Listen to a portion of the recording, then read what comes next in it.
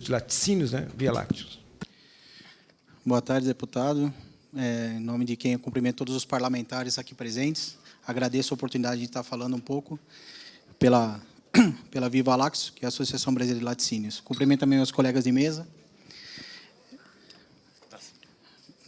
Bom, eu vou falar do setor de laticínios, mas representa a agroindústria que não exporta. Porque a gente fala no agro no Brasil, em regra se pensa agro é exportador, mas nem todos os segmentos do agro, desse setor, exportam. O setor de laticínios é um desses que não exporta, ele até importa. E tem umas peculiaridades, como boa parte de seus produtos estão na cesta básica. Então, vamos ver se eu consigo. Só para ter uma noção, essa é a Viva Lácteos, a nossa composição. E os principais pontos para nós são 5 pontos, né? Uma alíquota diferenciada para alimentos, que já foi falado em parte pelo nosso colega Renato Conchon, da CNA. A majoração da carga tributária para a cesta básica, que eu vou discorrer mais. Imposto seletivo, também vou falar. Rápida restituição dos créditos, isso nosso colega da BIO, o Dalton, vai falar muito bem. E o produtor não contribuinte, o Colchão também falou. Então, dos 5 pontos que são importantes para nós, eu vou me ater a 2, até pelo respeitar o prazo que me foi dado. Então, o primeiro ponto, que também já foi até colocado na fala do Colchão, até o deputado perguntou.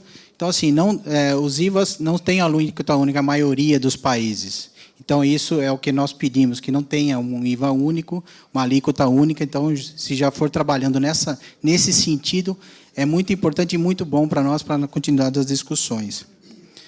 Bom,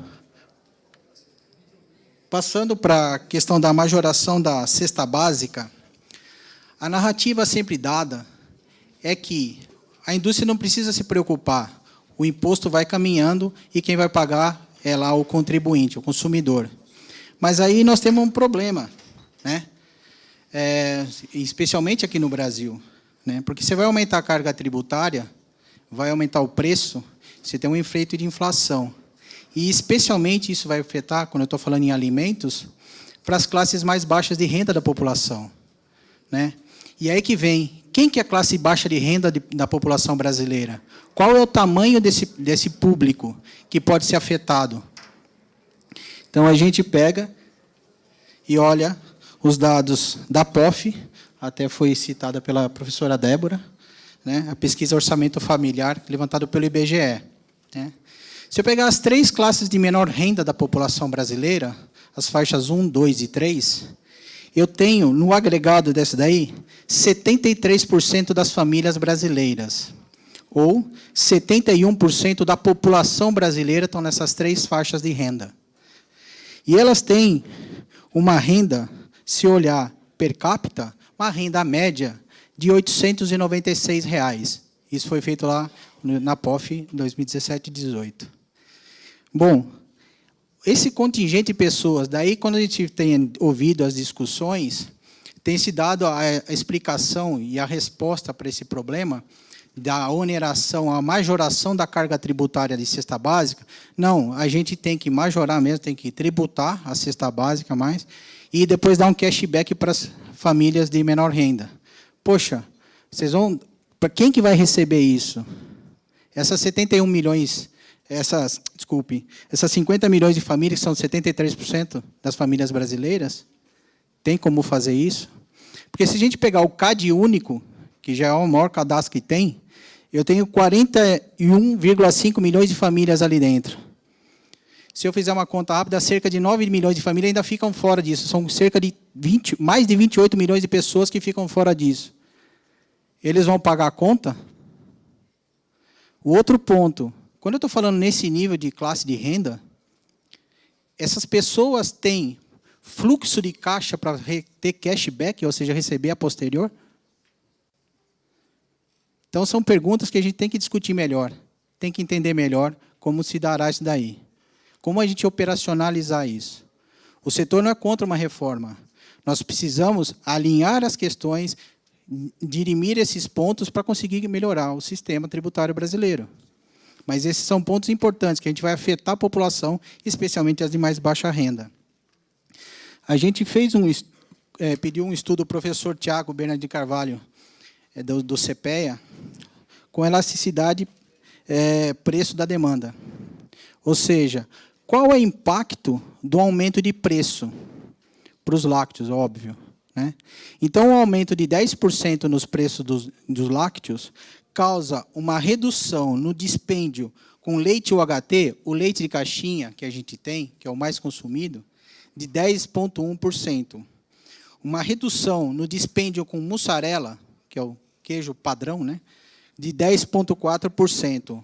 Uma redução do dispêndio de iogurtes de 10,3% e leite em pó 10%.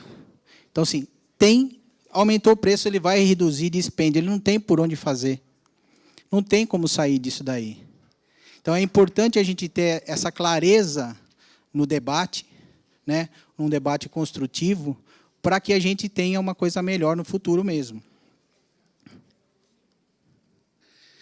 Se a gente olhar, porque a renda do brasileiro, isso aqui são dados da PNAD, Pesquisa Nacional por Amostra do Domicílio, a PNAD contínua, né? Está lá no IBGE também, né? Se a gente olhar ali 17 para 18, a renda do brasileiro era R$ 2.830, R$ hoje está em R$ 2.835. Então, assim, esses valores estão deflacionados, ou seja, está igual. Chegou a ter um pico durante a pandemia por causa dos auxílios, depois um fundo de vale, agora está recuperando. Mas ainda nós estamos iguais. Se a gente olhar o IPCA como índice oficial de inflação, nesse período nós temos um IPCA, uma inflação acumulada de cerca de 31%. E, ao mesmo tempo, a inflação dos alimentos, seja por demanda ou seja uma inflação de oferta, que isso aí vai variar de cada setor, de cada segmento, nós temos uma inflação dos alimentos da casa de 44%. Então, você já tem um refreio ali no consumo, porque ele subiu mais do que a inflação até. E se você olhar em termos de salário mínimo, o salário mínimo, praticamente, ele recompôs a inflação um pouquinho acima da inflação, cerca de 3%, um pouquinho só acima da inflação. Então, isso vai impactar esse consumo de produtos alimentícios. Eu estou dando o exemplo do lácteos, mas isso aí você pode expandir para as outras cadeias que atingem o mercado interno. Por quê? Porque a composição do dispêndio dessas classes de renda são esses também dados da POF. Ou seja, ficando ali naquelas 3 classes que eu tenho mencionado, a 1, 2 e 3, as menores, cerca de 20% do que ele despende é com alimentação. 50% ou um pouco mais é com moradia e transporte, que não tem como ele sair dessa. Ele saiu por um tempo ali na pandemia, que quando o governo postergou a questão do Minha Casa Minha Vida, mas não tem por onde ele sair, ele tem que morar, ele tem que se locomover para trabalhar. Então, não vai apertar isso daí. E ele não tem fluxo de caixa para aguentar isso. É como a gente até às vezes conversa, né? Às vezes ele deixa de pagar uma conta esse mês, vai pagar no outro e vai ficar fazendo isso a jogo. Porque não tem. Então, a gente tem que discutir isso melhor. E, por fim, já que meu tempo acabou, só para ir para o último slide, o imposto seletivo colocado em discussão. Do jeito que está disposto, especialmente no último relatório da PEC 110, ele nos traz uma insegurança jurídica, né? Para o imposto seletivo, nós temos de ver uma incidência limitada na Constituição, evitando a aplicação indiscriminada, que vai gerar essa insegurança jurídica. Por exemplo, não ser aceita a tributação pelo seletivo de insumos e alimentos, ainda mais porque ele é um imposto cumulativo. Bom, deputado, bem rapidamente, foi essa a mensagem que a gente queria para passar. O material vai ficar à disposição de todos os parlamentares. Muito obrigado. Obrigado, Gustavo Beduschi, da Via Lácteos. Passa agora para o Dalto Miranda, diretor de Negócio Jurídico e Tributação da Associação Brasileira da Indústria de Óleos e Vegetais.